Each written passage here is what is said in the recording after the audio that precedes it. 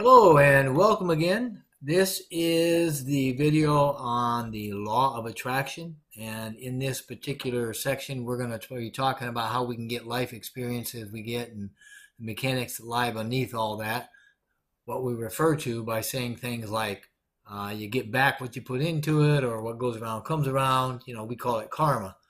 So how many of us really know intuitively that when we focus on something, we draw things that are like it, the things we're focusing on, to us? And the more we focus on, the more clarity, the more power, and the stronger the draw is going to be. But we need to be careful to understand it works both ways. So this is to say that if we are continually focusing on something, wanted or not, right, wanted or unwanted, then we're going to draw that into our reality.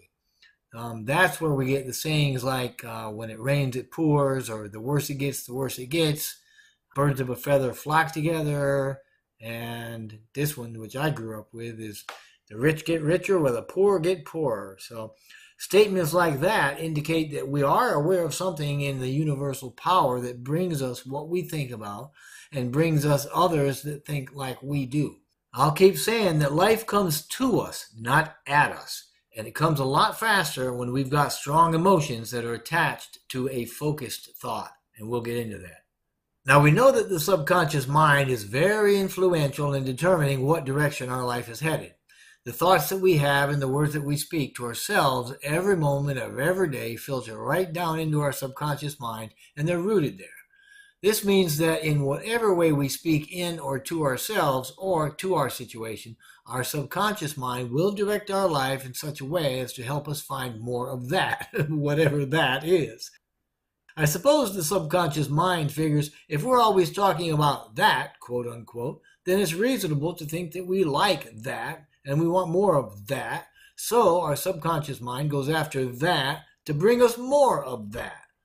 This means that if we're always thinking about how many bills we have without the means to pay for them, then our subconscious mind is going to successfully order two things to manifest for us. Number one, it's going to order a lot of bills, and number two, it's going to give us a lack of means to pay for them. So by this example, we can see that it's not necessarily our thoughts or words that direct our subconscious as much as it is the vibration of those thoughts and words. Remember earlier we spoke a little bit about everything being made of energy? Well, all energy has vibration. It has frequency, and all frequency carries information. In this example, even though we clearly want more money to pay our bills, our thought and emotion are heavily vested in the reality of not having enough. And so that becomes the dominant vibration interpreted as want by our subconscious. This process, by a vast majority, is referred to as the law of attraction. It basically stipulates that things, frequencies and vibrations in particular, attract other things that are like it. To me, its biblical equivalent is the law of sowing and reaping. Both pretty much say that whatever we put out from our experience, we're going to get back into our experience. And there is a distinction here that needs to be made concerning how these laws work. No matter what name we refer to this law as, there is only attraction, and there is no such thing as no. Okay? You're never going to get a no for an answer. It's our attention to it that brings the yes response so that it starts moving, whatever it is that we want, starts moving closer to us. This is to say that there is no assertion. In other words, there's not a force outside of ourselves that pushes things towards us or forces things on us, because we only ever attract things to us. So, because we live in such a polar reality, it stands to reason that we cannot inject things into others' lives either. However, our attention to the choices others make can affect our vibration, thereby affecting what gets attracted to us. Now, simply put, and as said earlier, life comes to us, not at us. If you can get that one point and keep that in your brain for a while, that'll smooth things out for you. But whatever our dominant vibration is, it gets translated as desire. And whatever that vibration is, gets things like it attracted or drawn to us. So, what we dominantly think occupies a place in our subconscious mind, which sends its signal out to the unified field to attract more of it into our experience, our reality. But it's not words or thoughts that get translated. It's their dominant vibration. And as a, oh, by the way, when I refer to the dominant vibration, I'm actually referring to the essence of the thought or the frequency that's being sent, the essence of what is wanted. So we need to be as positive as we can all the time, obviously. And I'm not wanting to muddy the waters up here, but think about this. The subconscious mind doesn't really think in terms of past, present, or future. It thinks only in terms of now. When we think and talk, producing vibrations, about wanting something, it's going to produce a wanting feeling, right? That wanting, quote unquote, is a future-based feeling. Because when we want, it signals to our subconscious that whatever we want is somewhere else because we obviously don't have it, right? This is to say that it's not in our present reality. It's not in our now, quote unquote. So guess what our subconscious goes after? Yep, those things that will always be somewhere ahead of us. Our subconscious mind starts bringing us the thing that we so clearly have asked for, want. And since we're wanting it, which clearly means that we don't have it yet, those things the subconscious mind manifests are always in our future so as to keep us wanting them. You get it? So I encourage everybody to speak in the I am or I have now sense, which will reinforce a current or present condition. When you talk, say I am when you speak, so it relays the intention of already being, doing, or having whatever it is that you want. For example, instead of saying I want to be rich, I'd say I am rich or I have lots of money. But be careful. Doing this allows a very specific vibration that provides good clarity. This is to say that it's very specific, okay? Of course, if we're like so many others and we're not rich, as soon as we say I am rich, the conscious analytical mind laughs at us and calls us liars because it knows we're not rich. So it's very, very important to believe whatever it is that you're thinking or saying. We can also speak in the present tense with I have statements like I have an abundance of what I enjoy, because statements like this carry less specificity. The good news is there's less resistance to the request because we believe it readily. The bad news is there's less clarity, so it's going to be slower to get drawn to us or to come to us. We can talk more about that later, I think. But for now, we absolutely cannot say we are rich or whatever if we don't believe it. And if you can't say it with any conviction or belief, then we should not be so specific, or else our unbelief is going to cause the dominant thought to be less than what we really want, if not the complete polar opposite. Moving right along, we've been taught from a very young age that in order for us to have what we want, we got to work really hard to get it. That's the core belief of just about everybody. I mean, how many times have you heard no pain, no gain, right? I know this much. You know, when I was in the military, both Navy and Army, I heard it a lot. And it was no secret that the military taught you if you want anything at all, you're going to work for it. But the truth is, whenever we struggle or have confusion, then we're attracting what we do not want, and we're working ourselves to death trying to compensate.